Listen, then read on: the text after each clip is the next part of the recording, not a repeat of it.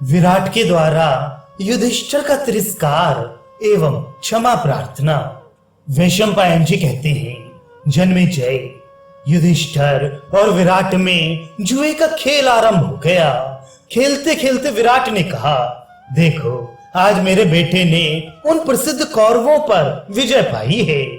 युधिष्ठिर ने कहा, बृहन्नला जिसका सारथी हो वह भला युद्ध में क्यों नहीं जीतेगा।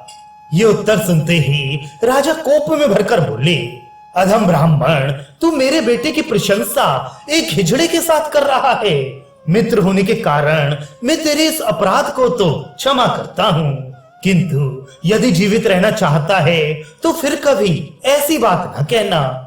राजा युधिष्ठिर ने कहा, राजन, जहां द्रोणाचार्य, भीष्म, अश्वत्थामा, कर्ण, कृपाचार्य और दुर्योधन आदि महारथी युद्ध करने को आए हों, वहां बृहन्नला के सिवा दूसरा कौन है जो उनका मुकाबला कर सके। जिसके समान किसी मनुष्य का बाहुबल न हुआ है, न आगे होने की आशा है, जो देवता, असुर और मनुष्यों पर भी विजय पा चुका है। ऐसे वीर को सहायक पाकर उत्तर क्यों ना विजय होगा। विराट ने कहा, अनेकों बार मना किया किंतु तेरी जुबान बंद ना हुई।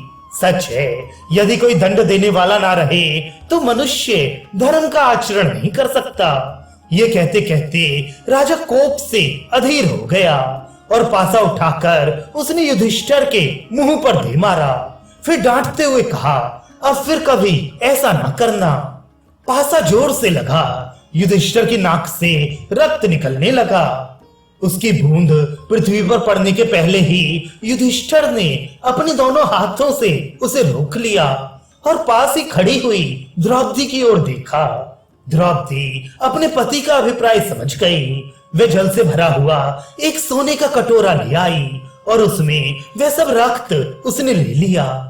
तत्पश्चात राजकुमार उत्तर ने नगर में बड़ी प्रसन्नता के साथ प्रवेश किया। विराट नगर के स्त्री पुरुष तथा आसपास के प्रांत के लोग भी उसकी अगवानी में आए थे। सबने कुमार का स्वागत सत्कार किया। इसके बाद राजभवन के द्वार पर पहुंचकर उसने पिता के पास समाचार भेजा। द्वारपाल ने दरबार में जाकर विराट से कहा, महाराज, बृहन्नला के साथ राजकुमार उत्तर ड्योढ़ी पर खड़े हैं। इस शुभ संवाद से राजा को बड़ी प्रसन्नता हुई। उन्होंने द्वारपाल से कहा, दोनों को शीघ्र ही भीतर बुला लाओ, मैं उनसे मिलने को उत्सुक हूँ। इसी समय युधिष्ठिर ने द्वारपाल के कान में धीरे से जाकर कहा, पहले सिर्फ उत्तर को यहाँ ले आना, बृहन्नला को नहीं, क्योंकि उसने यह प्रतिज्ञा कर रखी है कि जो संग्राम के सिवा कहीं अन्यत्र मेरे शरीर में घाव कर देगा, यह रक्त निकाल देगा, उसका प्राण ले लूंगा।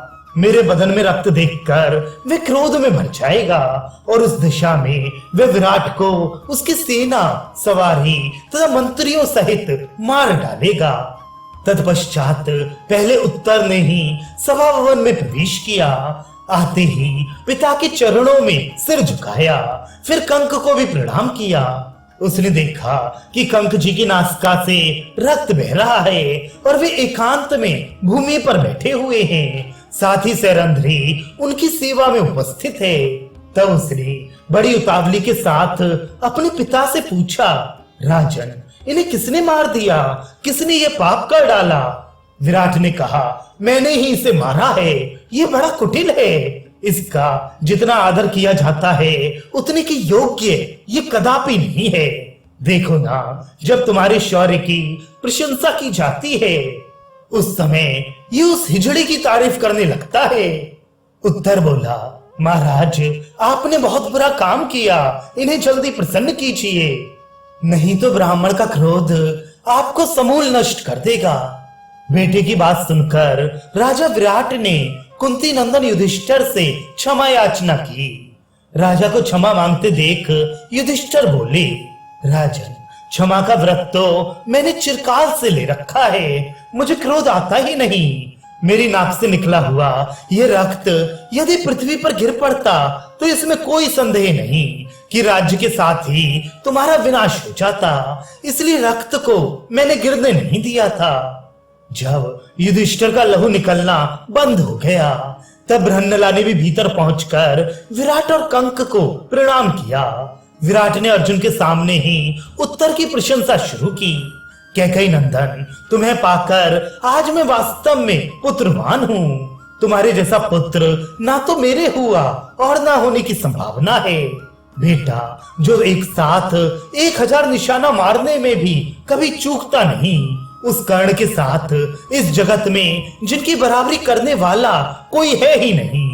उन भीष्म जी के साथ तथा कौरवों के आचार्य द्रोण, अश्वत्थामा और योद्धाओं को कपा देने वाले कृपाचार्य के साथ तुमने कैसे मुकाबला किया तथा दुर्योधन के साथ भी तुम्हारा किस प्रकार युद्ध हुआ, ये सब मैं सुनना चाहता हूँ।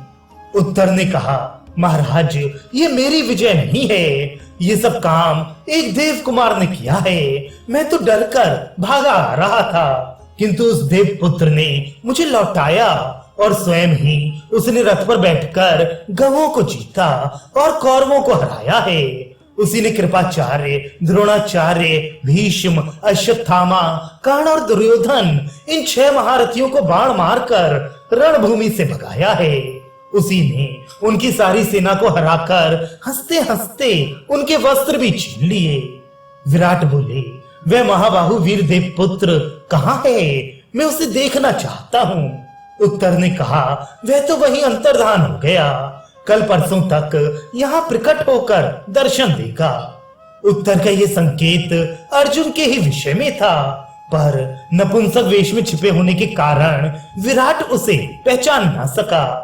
उनकी आज्ञा से बृहन्नला ने वे सब कपड़े जो युद्ध से लाए गए थे राजकुमारी उत्तरा को दे दिए। उन बहुमूल्य एवं रंग बिरंगे वस्त्रों को पाकर उत्तरा बहुत प्रसन्न हुई। इसके बाद अर्जुन ने राजा युधिष्ठिर के प्रकट होने के विषय में उत्तर से सलाह करके उसके अनुसार कार्य किया।